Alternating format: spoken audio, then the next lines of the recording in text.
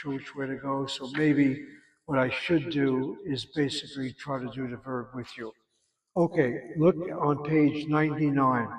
You'll notice in that particular box, which it gives a preview or overview of what's found in this unit, she has vocabulary, she has text, and then she has grammar and exercises, the adjectives, the interrogative pronoun, and then she has verbs in the present tense, the so-called PL conjugation. It is that phrase PL conjugation which I think I want to do with you right now. And so I want you to look with me, go all the way ahead now. That's part of the problem with this book here. She has it introduced, she has it introduced on page 113. So I'm going to skip over to page 113. I want to do the PL with you. And before I do the PL conjugation with you or category, let me go over a few words of repetition. To begin with, and I think you should take some notes on this one. When we talk about the Hebrew verb, the key word that's used is the pay, the ayin, and the lamed. So I'm going to do another little history with you, another little survey to get you into the verb system. The three letters are the pay, the ayin, and the lamed. These three letters represent the Hebrew word poal. Poal is the Hebrew word which means a verb. V-E-R-B, the Hebrew word is poal. Notice how I pronounce the word, poal. I don't say poal. I'm hitting that medial cholam again and again and again. Whenever the medial vowels occur, it normally attracts the accent. The medial cholam always gets the accent. The medial tsere, 9 out of 10 times, like in the word sefer, gets the accent. The medial kamatz is either accented or one place removed from the accent. With that word poal, we have a system. The system developed in the medieval period, in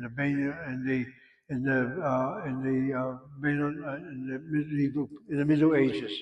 Can't even speak English anymore. And in the Beinaim, the days of the Middle Ages, in which we have the following tradition: the Peah Poal, the Aina Poal, and the Lamda Poal, in which I use a phraseology. Pei means the first root letter of the verb, pehapoal. Ayin is the second root letter, ayinapoal. And lamed is the laminapoal, the third root letter.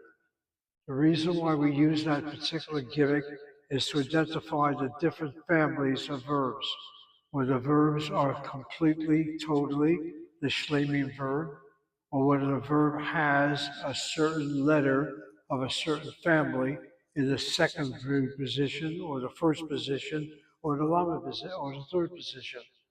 So, for example, I can say Peapoa Aleph. That means that the first root letter of that verb is an aleph. A Peapoa Ayin, first root letter is an ayin. So Aleph Mem Resh, for example, is a Pei Aleph verb. Notice how I say it, Pei Aleph.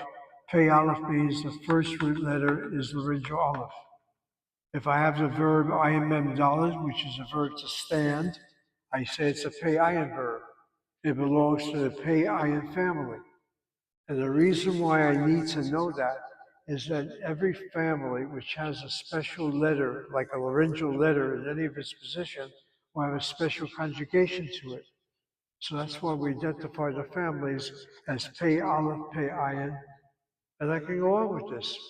If I have a verb that begins with a chet letter, so it's a Pei Chet verb, such as the verb to think.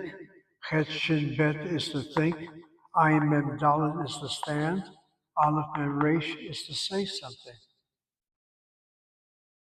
And also Pei He verb. Pei He is a very rare, but the verb that comes to mind is Hey Yud Hey, the verb to be. It's a Pei He verb, you might say. And then if you have a verb that has a laryngeal letter in another position, you identify it as well. Aleph Mem Resh doesn't, it only has a Pei Aleph verb, Pei Ayin for Ayin Mem Daled, Pei Chet for Chet Shin Bet. But in the case of Hey Yud Hey, it is a Pei Hey and Salamat Hey, which means that the laryngeal letter can affect the conjugation both in the beginning and also at the end. It's Pei Hey and Pei and Lamet Hey. And then there are families of verbs where the second root letter plays a role. If the second root letter is a Yud, it's called Ayin Yud. If it's a Vav, it's called an Ayin Vav verb. And that also is going to affect your conjugation. So the verb to sing in Hebrew, Shin Yud Resh. The verb to get up in Hebrew, Kaf Vav Mem. This is an Ayin Vav verb, and this is an Ayin Yud verb. And on and on. So one thing you need to know when you have the Pei Ayin Lamed Paul is the family that the verb belongs to. And then the family that it belongs to is called a Gizra. The word family normally in Hebrew is the word mishpacha. Mishpacha is family. Father, son, daughter, whatever. Mishpacha. However, the family of verbs is called a Gizra. It's a different word altogether. Gizra. She uses the word Gizra. And the Gizra will be determined by what the Paul is, what the verb root letters are. Normally, a Hebrew verb has 3 root letters. That's why we use that Pei Ayin Lamed.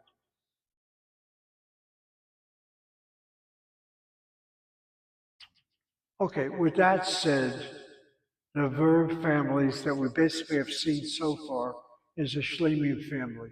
The Shlemim family. That word Shlemim, again, let the knowledge of Hebrew roots help you. It has 4 letters to it. If you have 4 letters, normally it's the last letter that's the suffix. If it has more than 4 letters, then it's probably a prefix letter and a suffix letter. In this case here, I see a shin, I see a lamed, I see a mem, I know the word shalom, I know the word total. And when it comes to verbs, a verb that's shlemim means it's a regular verb. The translation in English is regular. And that's how we normally conjugate a verb. You always use a shlemim example, and then all the other families apart from it. So an example of the shlemim that we've had so far is Lamed Mem Daled.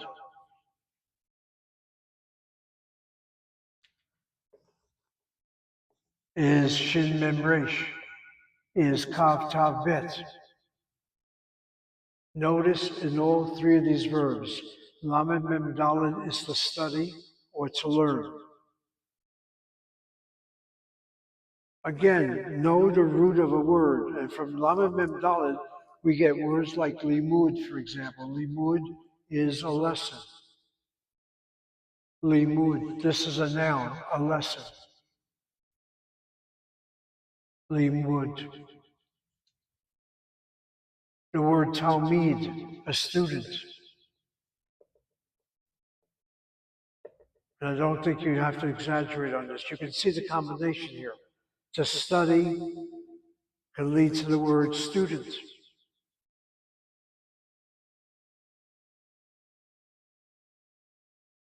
Shin Mem Resh is a verb to watch, W-A-T-C-H. From that Shin Mem Resh, you get the word shomer. A shomer is a watchman.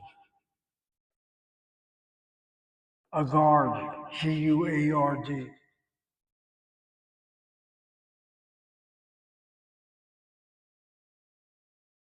One who observes the Sabbath day has a special title, Shomer Shabbat, observant of the Sabbath. And that, I might add, is a growing phenomenon, Baruch, among Christians.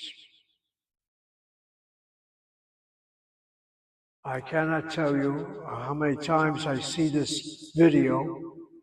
He's a black pastor. Background is a Sefer Torah. And Yirmiyahu, you'll be shocked, he has the Yud He Vav He over his head. So he's got Hebrew letters of the Lord's name. He's got the ark, the holy ark where the Torah is held. And he gives constantly the same sermon. Where is Sunday found as a Sabbath in the New Testament? Where is Sunday? Every Sunday he gives us. There's no Sunday. Every day Shabbat. He's a Shabbat observer, I guess. I don't know what it is. There must be something in the black Christian community where Sunday and Sabbath are now being debated. And he just comes on with this anti-Sunday business. He concludes it's all pagan. You believe in Sunday, you're a pagan. I'll be very frank with you, I'm a non-Christian, but don't you see something with the resurrection with Sunday? As far as he's concerned, it ain't there. Shabbat's there. That's all he talks about. Shabbat, Shabbat, Shabbat, Shabbat, Shabbat, Shabbat, Shabbat, Shabbat. He's not Jewish at all. He's Shabbat. He's what you call Shomer Shabbat. Anyone who observes the Sabbath is called a Sabbath observer. Shomer Shabbat. There's your word, Shomer. When I was in camp, I went to a Hebrew-speaking camp of sorts, B'nai Akiva. At least it was intended to be Hebrew-speaking. Shmirah. Shmirah was a period of time where you had to shut up, where you had to prepare yourself to go to sleep. We did not sleep in bunks. We slept in tents. I mean, we really were like pioneers back in the day before I was 13 years old. And there was a Shmirah time. Shmirah. But our word Shmirah has that shin memresh. It was time to just simply chill out, relax. These are kids who all day were active. Boom, boom, boom, boom, boom. Comes time to get some sleep. Before we went to sleep, before we said our night prayers, whatever we had to do there in the tent, we were told to chill out. It was called Shmirah time. Just relax. Relax. No TV, just stop talking. That's what kids did. We all talked a lot. Anyway, the word Shmirah, Shin Memresh. The Kav Tav Bet are three letters, which are Bega Kefet letters, and they'll follow the rules of Bega Kefet. But as far as being a verb, that special family, no, it's a Shlemi verb. It doesn't have any of the original letters, and it doesn't have the Ayin, Yud, and Ayin Vav. So whenever you see a verb that doesn't have the laryngeal letters or the ayin, yud, ayin, vav, second word letter yud or vav, you treat the verb until told otherwise as a Shlemi verb. Any verb or any word that has kav, tav, bet has to deal with writing. Such as the noun mechtav. A mechtav is a letter. A mechtav is an epistle. And notice, it is a Bega Kefet letter word too. So whenever you have a dagesh in the top letter, in this case here, it's a dagesh kal. It's following a constant kal. It's not following a short vowel. And notice how that short kirik underneath the mem is being closed by a shvanach on the next letter. If the next letter had a dot in it, then you treat the dot as a strong dot, and the shva is a shvanach. Okay, so you got a sense of what I'm trying to do right now. The poal this is a regular shlemim, they're all shlemim verbs. Now, when we conjugated the shlemim verb so far, we've seen it in the present tense. Lomed, lomedet, lomdim, lomdot. When I use the phrase poal, I'm talking about the tense in which I'm conjugating the verb. The poal is the so-called present tense of the binyan known as the binyan kal. Before I go any further, in addition to the verbs, the peapol, ainapol, lamapol, in addition to the family that they belong to, called the gizra, the next statement you need to remember is the binyan. The binyan is the conjugational pattern. We've studied only one binyan so far, and limited to the so-called present. That's called the binyan pa'al. The pa'al, also known as the binyan kal. Edna Coffin, if you look at page 113, right on the top of that page, she has that word binyan. She then writes the word PL. The conjugational pattern that we will now study is the so-called PL pattern. Notice the word gizra, what family does the verb belong to? She writes the word shlemim. Notice the next word, shoresh, that's the word which means the root of the word. And so she gives us the lamet, the mem, the dalet. But let's go back to unit number 1, where she has, or unit number 2, where she has the verb, let me see if I can find it here, where she has the verb introduced. I think it's found in unit number 2. Go back with me to unit number 2. Yes, it is. If you notice on page 60, 61, she goes through the whole thing here, including the term verbs in the so-called present tense. I want you to look at page 62, and I want you to look at the binyan. Towards the middle of that page, 62, she writes the word conjugation, pa'al, binyan pa'al. The Gezra is the Shlemim. The Shorish that she gives us is Lamed Mem Dalet. The word binyan is the conjugational pattern. There are 7 conjugational patterns in Hebrew. She mentions that the page before. I think she mentions it there. Well, yeah, she does. If you look at page 60, she has in the paragraph 3a, she mentions about the 7 conjugational patterns, and she lists them in Hebrew, the pa'al, the nifal, the piel. I'm looking at page 60 now, etc. The pa'al is the regular one. It's also called the binyan kal. Write down the word kal. Kal in Hebrew is the word which means light or easy. Meaning what? It's the regular binyan, so it's the light one. All the others will have additional features added to them. It's simple, yeah. It's not simple. It's something new you're going to be studying, and you have studied already. It gets hard after a while. But compared to the others are never introduced first.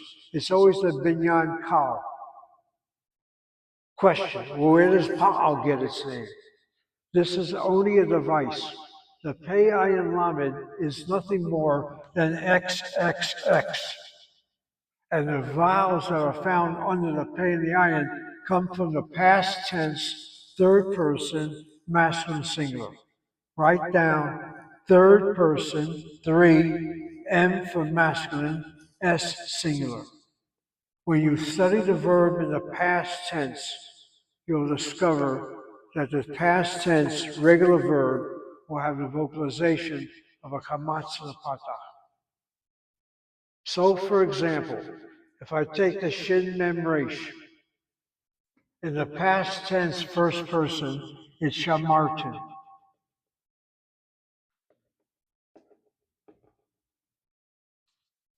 One second. Shamartin. If I take the second person, it's shamarta. Just to give you a sense of what's going on here. If I take the third person, masculine singular, it's shamar. If I take the feminine forms, they also have an additional letter. Shamarti is both male and female. Shamart would be the feminine singular. And shamara would be the feminine third person.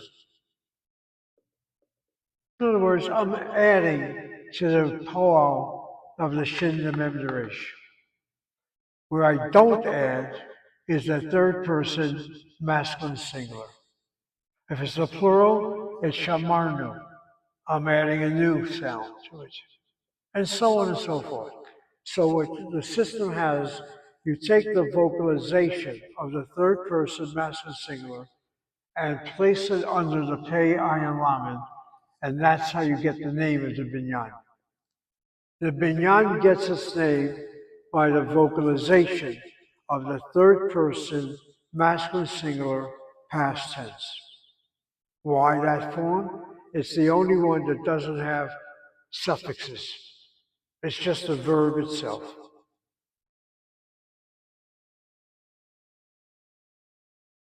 That's how pa'al gets its name. So the binyan pa'al, otherwise known as the binyan kal. When I was a student back in the day, we only knew it as the binyan kal. But somewhere the Israeli system took over and called it also the pa'al. It's called the pa'al. So, Professor, what does poel represent? Poel is nothing more than a device. It's my way of saying I'm conjugating the shin mem resh in its poel form. Poel is the masculine singular present tense. So the poel would be shomer, shomeret, shomerim, and shomrot. When I say poel, I mean the present tense so-called masculine singular. When I say pa'ul, pa'ul is not another conjugation. Pa'ul is the same verb as a passive in the present tense, receiving the action. But could you explain this better? Sure. If I take the shin mem resh, watch what I'm about to do. The shin mem resh is my shorish, the root. When I say I'm going to conjugate in the pa'al form, it's I'm taking this verb, third person masculine singular, which is shamar, and taking the vowels, the pam, the chamatz, and the patah. That's the pa'al. When I say the poel form, I'm conjugating the word in the present tense. Shomer, watching. Ani shomer, ata shomer, hu shomer.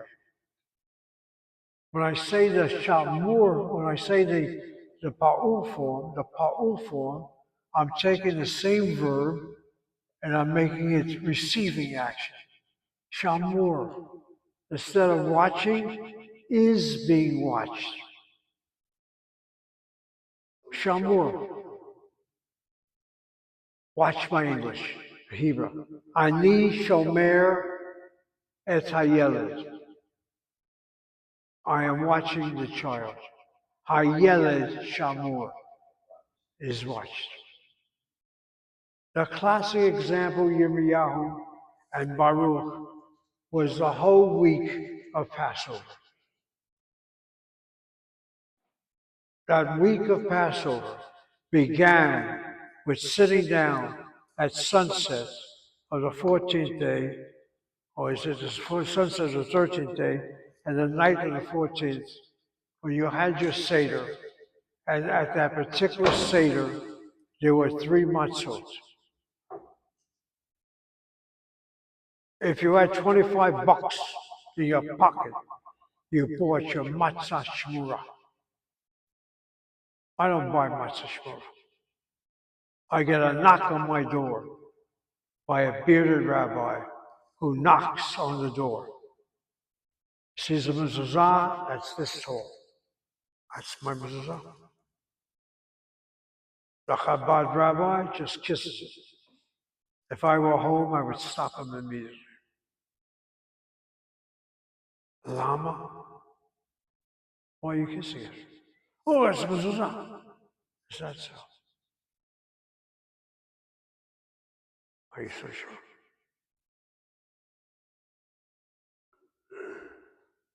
Have you ever checked the inside?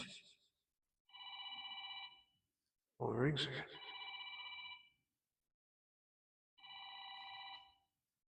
Ladies and gentlemen, don't be shocked. Your professor is who he is. The minute I walk out of here, you have no idea who watches me. Baruch likes to walk into my car. If I needed some help, just give me out. Your teacher at one time was a master of Krav Maga.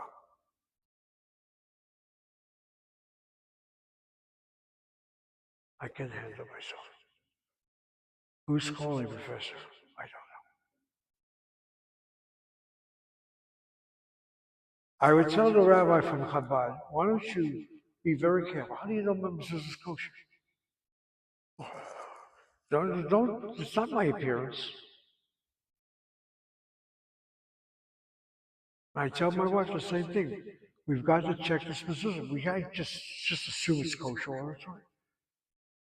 What is the actual parchment called? Because the mezuzah is just the shell. What is the actual parchment called? I only know it as a mezuzah. No, you're right about that. Anyway, there's a point I'm trying to make by this. The matzah, put it this way, there's a former, she's always going to be a friend. I once had a student in my classroom who was a Giora. She's a convert, she goes to Chabad now, she lives in Florida, she's retired. She makes sure that the garments have a matzah. She pays, whatever she does, she makes a donation, let's put it that way. I get a matzah, much more matzah. I appreciate it. It's good, healthy shmura matzah. I don't know what I'm doing with the whole, all I use is just a piece of it. Anyway, the matzah is called matzah shmura. Just look at that word itself, shmura. That's all I'm trying to say. It's the matzah that is being watched. It's the pa'ul form. It's a classic example of a pa'ul. Shamur is the masculine singular. Matzah, whether you know the meaning of the word or not is irrelevant. It ends with a kamatse. That's all you need to know about it. It's a feminine word, so don't say matzah shamur. It's matzah shmura. And again, don't forget your Hebrew grammar. That much I can at least teach you. The word is shamur. Kamatz is one place removed from the accent. And the kamatz is two places removed and reduces to a shvana. It is traditional to have the matzah shmura to begin your Pesach. You don't have to eat all week. You don't have to eat any matzah all week if you don't want to. Anyway, but you can tell it's matzah shmura. It doesn't look, it's broken here. It's hard. If it's supervised properly, it's really a fascinating thing to have. Anyway, that's it. I get it from Chabad all the time, and they actually this matzah shmura. I looked at the box. It's from Israel. They somehow ship it in from their moshav they have in Israel, and it's available, I guess, wherever Chabad houses are found. But it's a donation to get a copy of it or to get a box of it. Okay, with that in mind.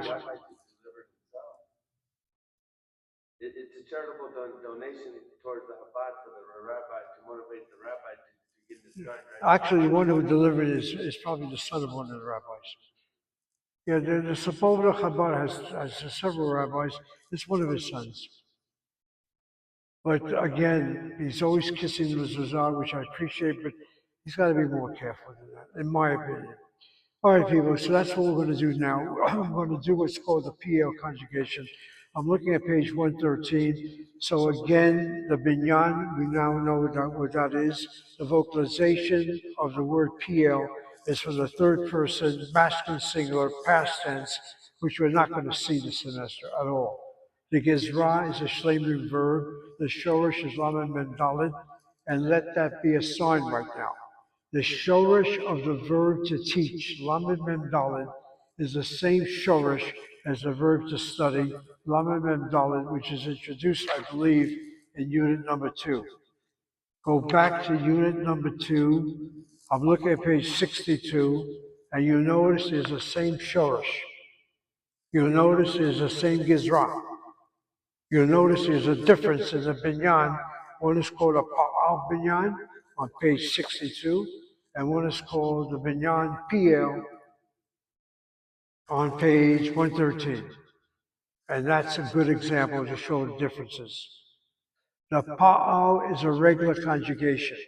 All the other binyanim have a deviant behavior about them. So a verb found in a PL normally implies repetition of the action or implies emphasis of the action or implies causation in the action. I repeat, a verb that's not conjugated in the pa'al but in the PL implies emphatic action, repetitious action, or causative action. Well, how do you explain the word to teach? For heaven's sakes, I tell you that every second of every minute and every hour I go over something again and again and again and again. I have half a class one day, the other half comes in the next day. I repeat the material again. I'm not satisfied that you understand what a binyan is. I repeat it again and again. I get to a point where I get very emphatic. I make that point again and again. You now understand what I'm doing. To study can only be possible if you are given a teaching moment. Emphasis. And what is a teacher? A teacher is a malamed. One who is an instructor is called a malamed. Malamed. I'm doing this purposely right now. Milamed. Milamed happens to be a masculine singular conjugation of the verb to teach. Am I right about that? I'm looking at page 113. I'm looking at that particular word, aniyatahu, milamed. It translates as the word are you, he teaches. The so-called present tense in Hebrew is really not a verb. It is nothing more than a noun in action. The past tense will have a singular second person and singular third person for both male and female. Same thing is true of the plural. Same thing is true of the future. But the so-called present tense only has four forms, and the four forms happen to be also identical with the singular, plural, masculine, and feminine nouns. Melamed by itself is a teacher. But if I say Ani Melamed, I can also mean I teach, rather than just simply I am a teacher. If I say Melamedet, that could be a female teacher, or he Melamedet, she is a female teacher, or she teaches. It could be either one of the translations. Same thing is true of Melamedim and Melamedot. That's the problem with the so-called verb in the present tense. There's no such thing as a verb in the present tense. It serves that way when it comes to translation. It's also a noun in action. So that's why she gives us the infinitive. The infinitive implies the verb form of the verb, of the word. Like in the past tense or the present even. Ani rotzelo lamed, I want to study, or to teach, I should say. Anyway, you get a feel for this right now. The same root letters to study is the same root letters to cause one to study, to teach. And the present tense, aniyatahu melamed, melamedet, melamedim. Notice how I say that word. Melamidim, not melamdim. Melamidim. The mem is a dagesh hazak that closes the patach underneath the lamed, and a shva under the letter which has a dagesh hazak is a shvana. How do I know that? Look at the dalet that follows the mem in melamedim. There's no dagesh kal in that dalet. If this were shvanach under the mem, there should be a dagesh kal in the dalet. There isn't any. It's melamidim, melamidot, and lilamed is to teach. Go back to page 112. She shows the difference between the pa'al and the PL. Lomed, Milamed, Lomedet, Milamedet, Lomedim, Milamadim, Lomedot, Milamadot. Question. If Milamed is the word to teach and also teacher, could Lomed be one who's called a student? Can I call you a Lomed? No, we use the word Talmud. Why not Lomed? I don't know why not. Many verbs in the so-called present tense are also nouns. Ani shomer means I'm a watchman or I am watching. But Lomed, we use the word Talmud. And the same thing goes with the word kotev. If kotev means to write, how can I say a writer? Can I say a writer is a kotev? Not really. We have another combination. The word is mechaber. A mechaber is one who composes. It's the conjugation of the verb chet bet resh in the PL conjugation. Mechaber. That mem gives it away. The patak tagesh chazak. Look, milamed. And chet bet resh means a composition like chibur, like composition, the noun composition, chibur. Or you'll pick this up as you get more and more exposed. Okay, and the reason why I did this is so that we're able to do the reading a little better. And I guess before we do any more reading, the time already is up. But let me just make sure you understand what I just did right now. And then the three examples, Rina Melamedet, Rina teaches Ivrit Hebrew. The next sentence, Hamoreh, can easily be read as Hamorah, but the verb gives it away. I see it as a masculine singular, so it's Hamoreh Melamed et Ashir, the song. And then Hey Melamedim, they are teaching or they teach Anglit English. Okay, people, I think we should end it right now. All right, when I come back, we're going to do the verbs. We're going to go back to the readings that we skipped over, and we're on our way. But next week, we got Yom HaZikaron. We have classes on that day. We have Yom HaTzmaut. You have classes the next day. So there are no holidays next week. Is this all barur? Is everything clear? That word Amen, that's another peculiar word. It stands for three words. El Melech Ne'eman, God the faithful King. Yep.